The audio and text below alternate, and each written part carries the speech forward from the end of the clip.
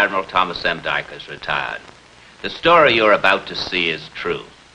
It concerns two submarines, inescapably linked by fate. The facts about these ships are a matter of official record. The story of their crews might well be that of every man who served his country in ships beneath the sea. We call this chapter the Squailfish. In a few minutes, you'll know why.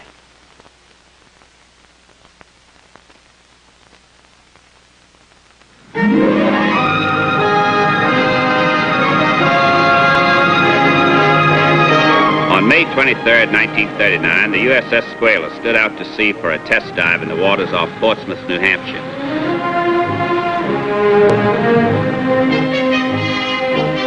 Aboard the vessel were a full complement of officers and men, and a naval architect. It was a routine exercise. The men knew their jobs. There was nothing out of the ordinary. Off the Isle of Shoals, the order was given to execute the dive. Still everything routine, smooth.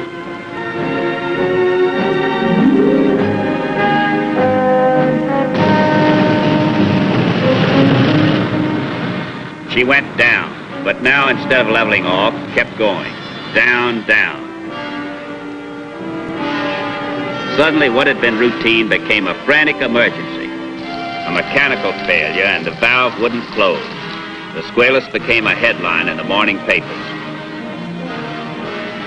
She settled on the bottom in 240 feet of water. Trapped in her forward torpedo room, still alive, 33 men. They find a smoke rocket, red signal for emergency distress. Operating close by was her sister ship, the Sculpin. Sighting the smoke rocket, Sculpin spread the alarm by radio and sped for the scene herself. Well, you're through, boy. Finished. Uh-huh. Hey, what's the matter with you? Oh, I was just thinking about the Sailfish. Nothing we can do till we get there. Come on, boy, your deal. Do you know Lenny Harrison? Yeah, why? Oh, he was transferred to the Sailfish a couple of days ago. Electrician's mate. Ah, that's tough. Nice guy. Yeah. We went to school together. You and him buddies, huh? I was kind of hoping he'd be with us. Yeah, it's too bad. Well, come on, let's play. Stop thinking about him. In response to the Sculpin's dispatch, the rescue ship Falcon and others were soon on the scene.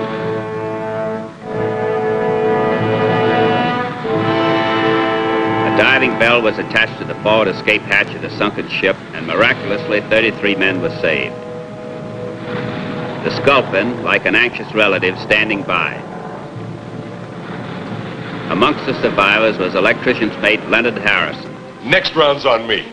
No, not tonight. Oh, it's a welcome home party, Lenny. Yours. Oh, come on, you guys. I mean, after No, all... no, keep your money. That's it. Night's our night. Okay. But I want to tell you one thing. I wouldn't be sitting here tonight like this if it weren't for you guys on the Sculpin. Oh, sure you would. Somebody'd have found you. It was a long time down there. Just waiting. Listen, boy, you're a hero. You didn't do anything, but you're a hero. Name in the papers and everything. The guys in the engine room. The ones that didn't get out. Well, come on, let's drink up. Sure, the next ones are on me. Hey, Lenny. Good to have you back, boy. Hey, 4 more of the same.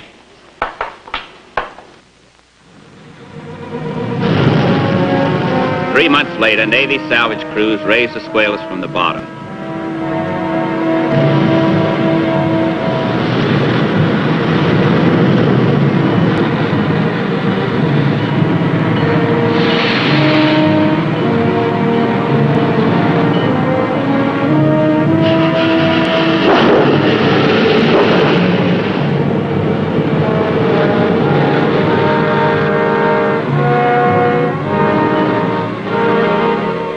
She was taken to Portsmouth Navy Yard, and work began to recondition her.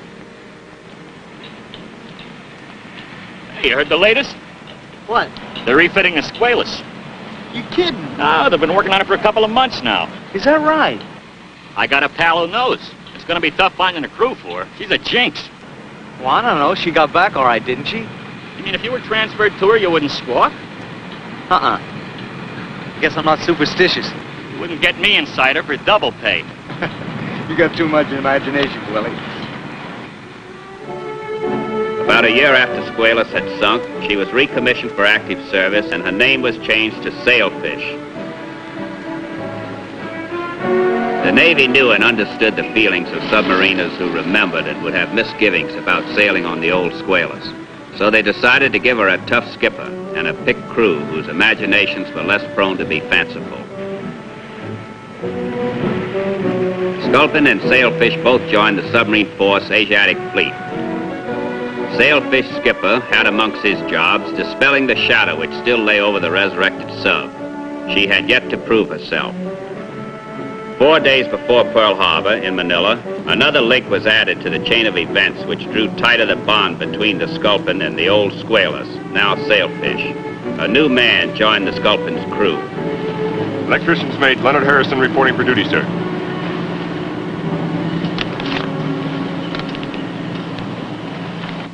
Hey, look what I dug up. Lenny! You son of a gun! How come? Orders? He's replacing Paulman. No, kid, Lenny, this is swell! Hey, Lenny, you know what they're calling your old ship? The Squailfish. How do you like that? Get it? Squalus? Sailfish? Squailfish. Yeah, I heard. Anybody know where she is? Oh, she's out here, wouldn't you know? Just our luck. Voodoo the whole division. Well, come on, Lenny, I'll show you around. Okay.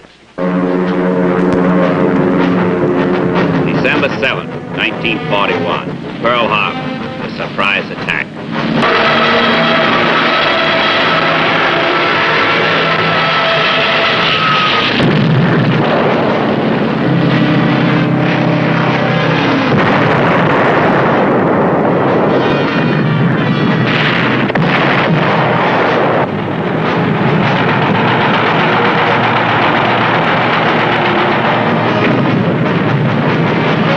December 8th, Manila.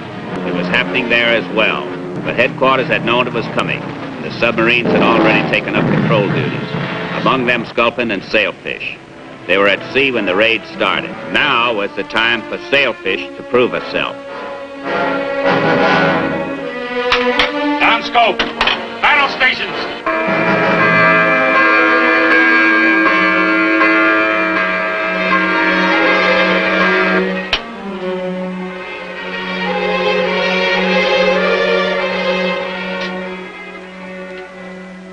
Look like troop ships. 4 escorts. Bearing, mark. Down scope. We'll fire 3 torpedoes from the forward tube. 3 fish spread. Set the depth to 20 feet. Well, let's get rid of that Squalus jinx, huh? This is a shooting observation, up scope.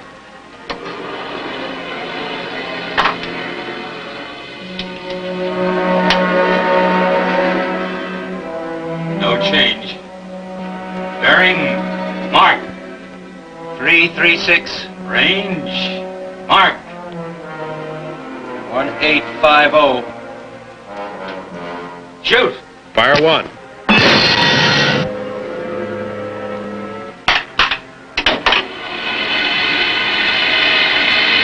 Fire 2. Fire 3.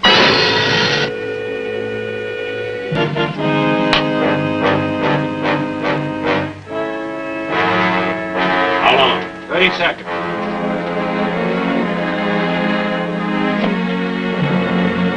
Destroyer, get a setup.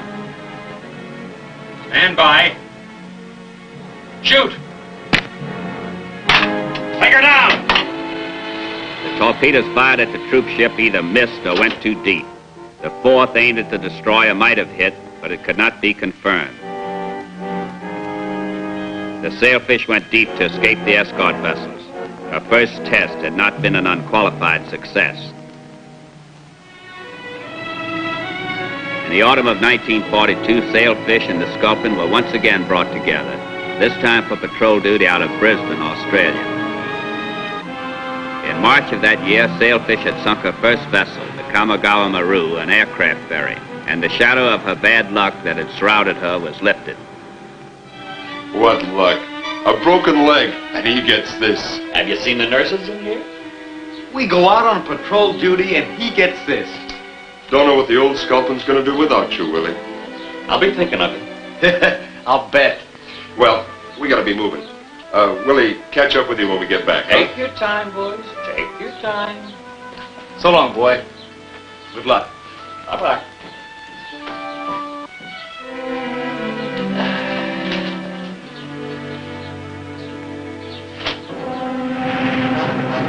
In October of 1942, Sculpin was on her 5th patrol in the Bismarck Archipelago area, far from Brisbane and the Sailfish. Up to now, she'd had her share of bad luck. Faulty torpedoes, heavily escorted convoys, but today was her day.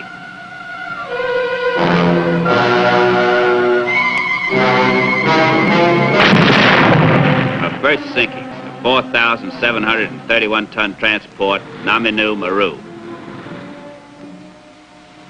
I fold. 3 9. Yeah, I wonder how Willie's getting on. I wonder how those nurses are making out. Are you kidding? He wouldn't stand a chance. They're all officers. You don't know Willie.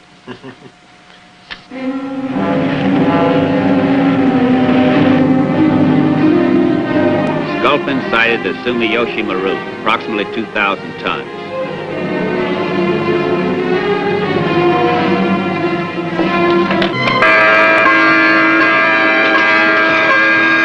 Once again, her luck held. Torpedoes ran straight and true, an easy mark. Scored 2 for the Sculpin in a week. She was well named, for like her namesake, her barbs were sharp and dangerous. This was a war to her liking. In Brisbane, Sailfish was getting ready for sea. It was November. Torpedoman First Class W.C. Wilson reporting for duty, sir. Welcome aboard, Wilson. What was your last boat? Sculpin, sir. She's a lucky boat, and a good one. But so is this one. Yes, sir. I've heard.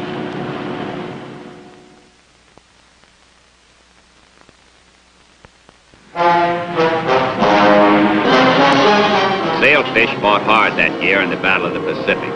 In June of 1943, she operated around northern Honshu in Japan, and in 10 days sank 2 ships. Pearl Harbor, and for Sailfish and Sculpin, refitting. The ravages of endless days at sea repaired. For the men, a respite from war, a few days in the world of normalcy. Dames. Hey, look at that. Hey, Willie! Willie! Say, Hey, boy, good to see you. The guys I told you about from the Sculpin. Hey. What do you say? How are you? How long you been in Pearl? Got in yesterday. So we? Well, this calls for a celebration. Listen, I know a place. Hey, Willie, I got a date. A date? Yeah. Oh, maybe she got a friend, 2 or 3. It's his girlfriend, Willie. Yeah, she's with the Red Cross. She's stationed out here. Only found out about it today. So, let's go, Willie. Oh, sure, okay. But if she's got any friends, pal, you know me. Yeah, I know you, and I'll see you later, Willie. So long. See ya. Yeah.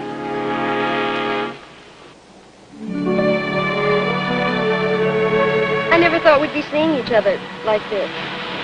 Me either. What's it like What? when you're down there in the submarine? What do you think about? Oh, I think about a lot of things. You? You know, I'd almost forgotten what you look like in a bathing suit. Well, that's a nice thing to say. Well, I didn't mean... I know. Funny. What? Well, back in New York, we used to neck. I don't like that word. But you know, I haven't kissed you since we got here. That's not my fault.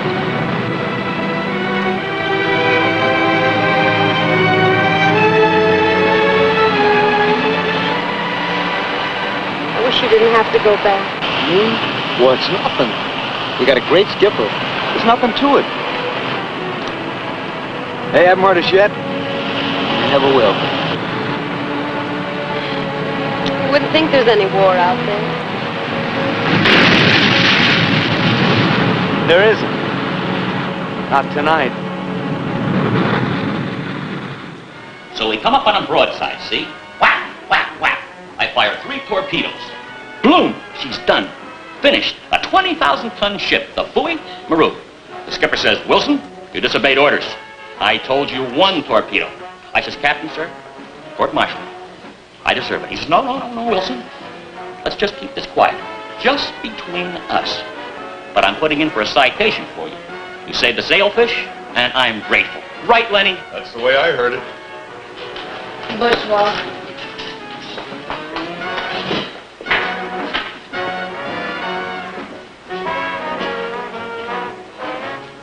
How do you like that? Bourgeois. And me saving the world for democracy. USS Sculpin left Pearl Harbor for patrol in the Carolines. She stopped to refuel at Johnston Island and left on November the 7th, 1943. Her station was directly north of Truk to intercept any Japanese force during the Gilbert Islands campaign. On November the 18th, she made contact with a large enemy convoy. But her luck was running out. Badly damaged under depth charge attack, she was forced to surface.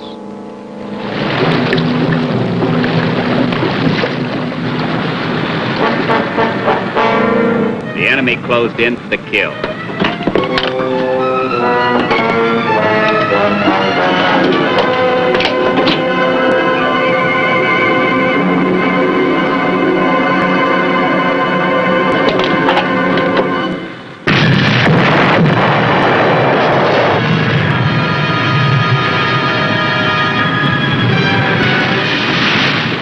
Under orders, all hands abandoned ship. Among them, electrician's mate Leonard Harrison and his pal Boney.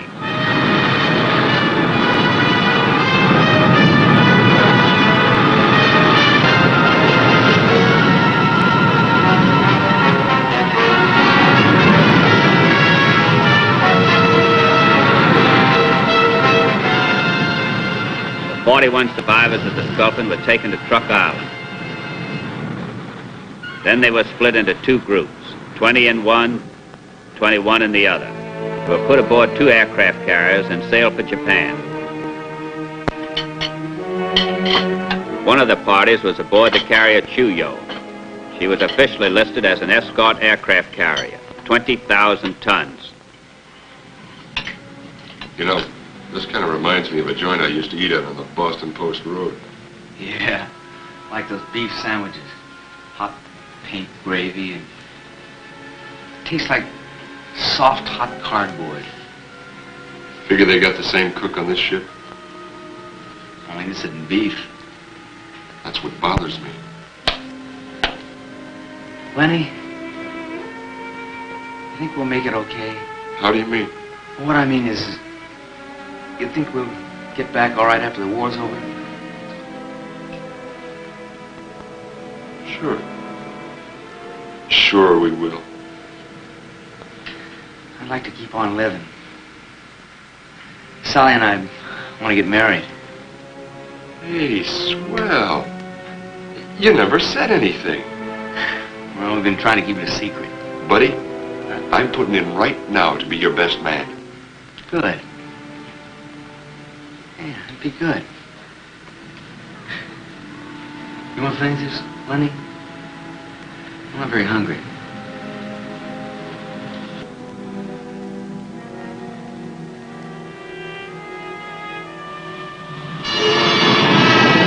December 3rd, 1943, at 1745, USS Sailfish was fighting a 40 to 50 knot wind. Visibility varied from 0 to 500 yards. At 23:48, radar got a contact, ranged 9,500 yards. And 10 minutes later, 3 more targets were contacted. Battle station torpedo!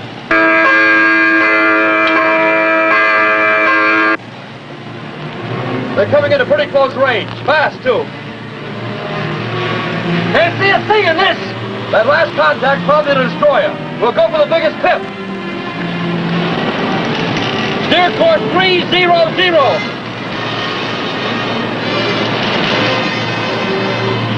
Clear the bridge! Clear the bridge! Dive! Dive!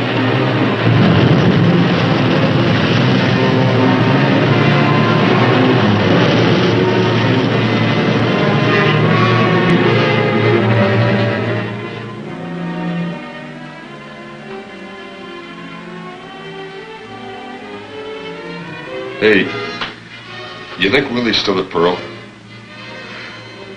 Who knows? What a guy. Did I ever tell you about the time he met a girl in Portsmouth? The Japanese carrier was still unaware of the impending attack. Sailfish dove to 40 feet and came right to course 340 degrees true for a shot at the biggest ship on the radar.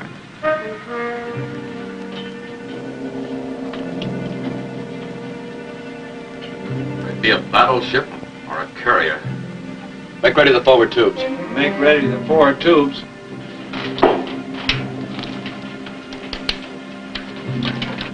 Steady on course.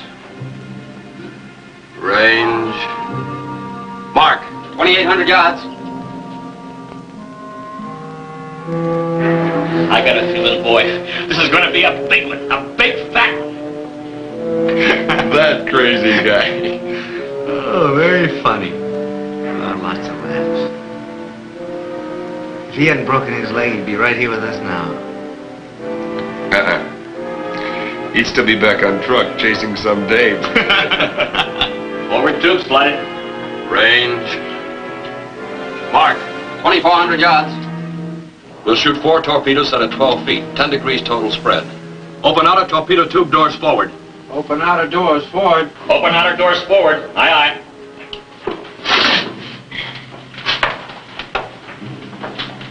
Oh, me for some sleep. Yeah, me too. Night, pal. Night, Lenny.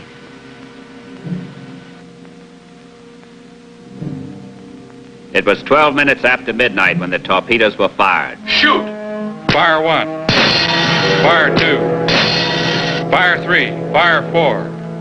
The unseen, unknown target, escort aircraft carrier Chuyo.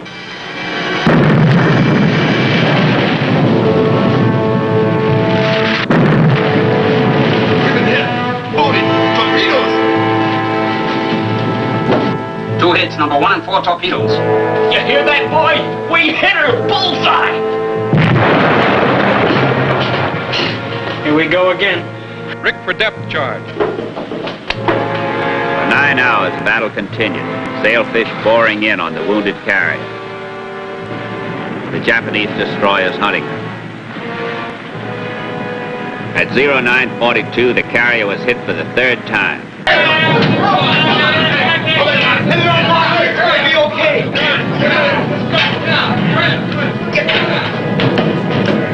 At 0946, the Chuyo was going down. There was cheering aboard the Sailfish, and not a man knew that 20 survivors of her sister ship, the Sculpin, were going down with her. Only one survived the sinking, and he was taken to Japan. USS Squailfish, renamed Sailfish. A war record reads 7 vessels sunk, 45,029 tons, including the aircraft carrier Chuyo of 20,000 tons. She received the Presidential Unit Citation.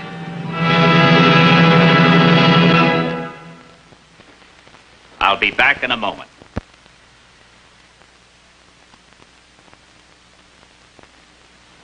I'm sure that every day we live makes us more aware of the irony of fate.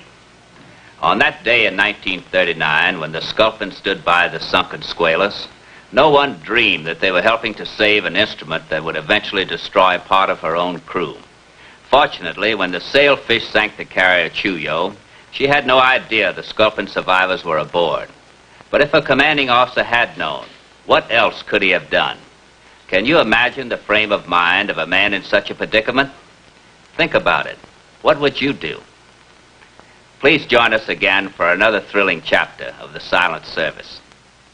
Take her down and up goodbye, through the deep blue underneath the ocean. We'll control the ocean wide, from down, down underneath the sea. Faith and force will pass the word in the future's yet to be. That will say